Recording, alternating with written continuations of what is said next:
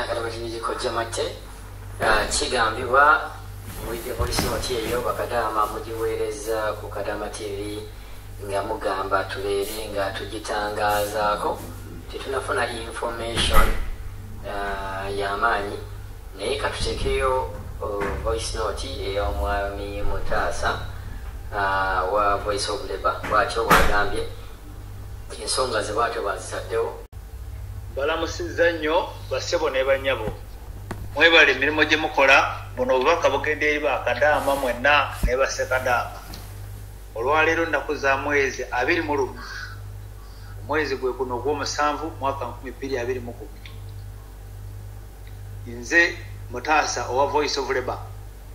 era ng'olwaleero ngenda kwogera ku nsonga 3. Ensonga esooka kuva omwaka oguwedde mu mwezi ogw'ekkumi tulwanirira emisaala gy'abakadaama bonna girinnye okuva mu mawanga gano gengenda okumenya Saudi Arabia, Qatar, United Arab Emirates oba Dubai, Kuwait, Bahrain ne Oman. Abantu bonna abakulira mu zino ensi eziri mu mukago gwe bayita Gulf Cooperation Council ntwala omukisa guno kubategeeza nti omusaala gwammwe gwayongezeddwa era buli muntu kati kampani ezigenda kukola ku data system yammwe yonna gye baateeka omukozi mugenda kuba mufuna $600 buli mwezi okutandika n'omwezi ogwa Oktoba omwaka guno. Okuva nga Oktoba omwaka guno salary yammwe egenda kukyuka, ngenda kufuna $1,800,000. Ensonga ya salary ngimaze kubanga tumaze ebbanga ddene nga tulwana wamu ne International Labour Organization okulaba nga omukozi tanyunyuutibwa nnyo okusinziira ku mirimu gy'akola era bamaze ne bakiwuliriza kubanga erinnya ly'ekyondo kye bayita ekyondo ky'obuwalabu Gulf Council libadde liswala nga bakyasinze okusasula ssente ntono ate n'okukozesa abakozi mu ngeri ekyasinze okunyigiriza. Ensonga ey'okubiri y'ensonga y'okukyusa ekiyumba. Buli munnayuganda yenna yakkiriziddwa okukyusa ekiyumba kasita obanga ensonga zino ze zikutawaanya. Singa omuntu aba ageza alina obulwadde ng'obulwadde obwo bumuyitiriddeko bwetaaga attention oba obujjanjabi obw'amaanyi, oyo waddembe okukomawo ewaka n'ava mu kiyumba n'akoma nga contract enaggwa. Singa omuntu omusaala gwakola nga tebamusasula, oyo waddembe okukyusa ekiyumba. Singa baba bagezaako okurepinga attempted rape, oli waddembe okusaba nti tukukyusiza ekiyumba. Beera ekirala nga bakukuba oba ng'okola mu biyumba ebisukka ku kimu ebitaasayiningibwa ku contract naawe okkirizibwa okukyusa ekiyumba. Mpozi n'abatawaanyizibwa amajinni oba shirik ebyawongo by'abawalabu namwe omukkirizibwa okukyusa ekiyumba. Kati mwe abaagala okukyusa ekiyumba ennamba 0780699339 eyo mugikubeko ya WhatsApp ensonga yammwe ekolebweko ate ku luno kyayanguyiziddwa tewali kukeerewa. Oli kasita abanga awadde ensonga mumpe ensonga zammwe nenziwandiika bwe nti njagala kukyusa ekiyumba osooka kumpa nsonga nti ensonga yeeno tuziwandiika noba nga oyambibwa mu budde butono nnyo. Ekirala ensonga ya woofiisi okuba abakozi tekikyakkirizibwa mu Gulf Council yonna. Mu mawanga ga Saudi Arabia, Oman, Bahrain, Qatar, Kuwait, Dubai tewakyali kuddamu kuba muntu n'eggwanga erya Jordan. Era woofiisi omuntu abadde ava mu kiyumba ng'anyigirizibwa alituuka ku woofiisi ne batandika omukuba nga bamugamba yakoze empisa embi.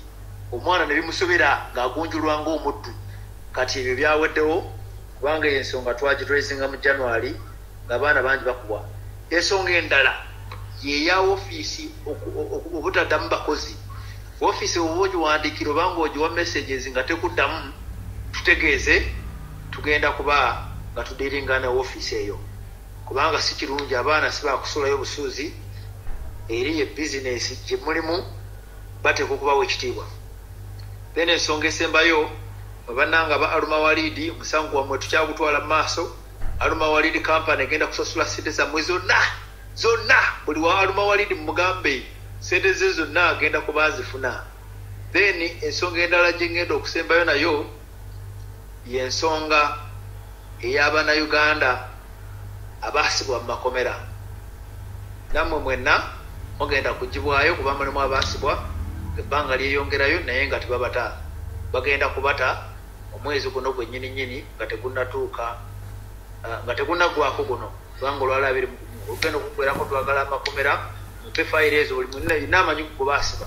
ekirala buli muwalabu yenna eyakukusa omunauganda oba mbu yamugya mu nsigo oba yamutta abo mumpe bu fayiro zaabwe tuzeetaaga kubanga bo bagenda kuteekebwako akazito akatabangawo bagenda kuba bavunanyizibwa okulabirira famire z'omwana oyo bwe batta kumala emyaka 10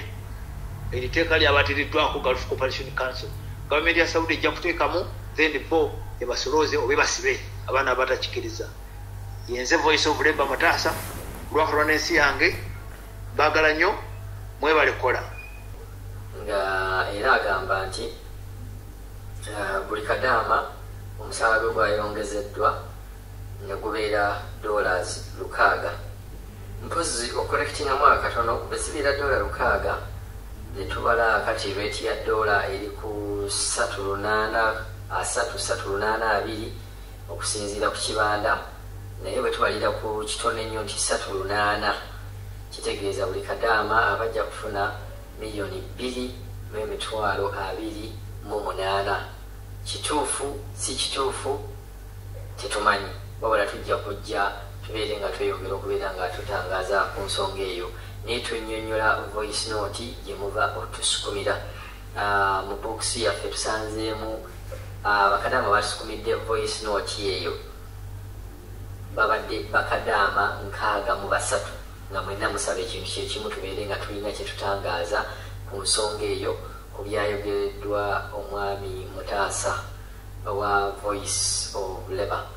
Tujja kunyonyola bunyonyozi biki byagambye era n'agamba nti kadaama yenna oli wa ddembe okubeera nga okyusa ennyumba bw'obeera nga ofunye obuzibu omwo nga mwe muli rep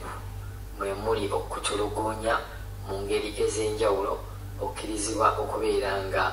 okyusibwa ebiyumba n'ensonga eyokusatu gyayogeddeko okugamba nti koofiisi yonna tekkiriza kubeera nga etulugunya oba okuba kadaama yenna nga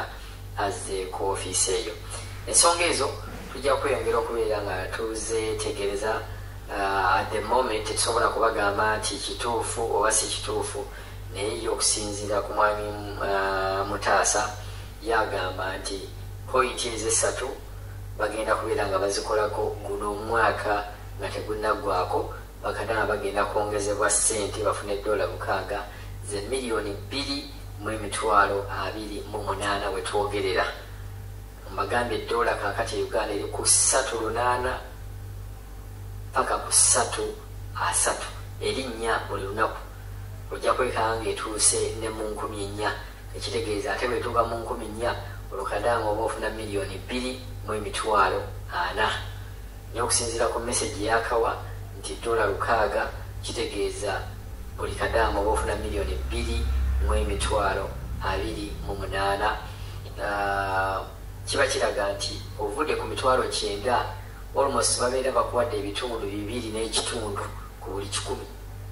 kuba abo ogatta ekyenda n'ekyenda $8 kamu 8 n'ogattako $45,000 awo so obeera ofunye ebitundu 2 ku 100 katusuubire ebintu bino bituufu katusuubire ebintu bino bakadaama bajja kubifunamu tetusobola konfaminga oba bituufu nga bwetubagambye oba si bituufu naye bakadaama batuweereza messages mu inbox nga nyingi netwagala just twogere naffe voice note twogere just ku voice note eyo gyemuweereza ebisingako awo tujja kubeera nga tweyongera okubeera nga tubibaweereza n'okubeera nga tubuuzabuuzaako ku bantu abalala tujja kuwulirako n'abalala kyebaboogerako kuba ebitongole bingi nnyo akati bikwasaganya ensonga z'akadaama tujja kusooka tuwulire n'abalala kyebaboogerako simanyi oba mwami Kayonde yakyogeddeko simanyi oba kimanyiko ekyo tukimanyiiko wali ne mwami Jjagwe naye nzijukira nga yalabako voice yalabako ku TikTok ye ng'oba kintu ekyakyogerako ne Calvin Kayanja naye simanyi oba yakitegeddeko naye bwe tunaba tufunye information mu bantu ng'abo Migrant Workers Voice nabo tujja kubeera nga tukomawo okubabuulira ekintu eky'ensonga eyo mawulire akasinga kaawo.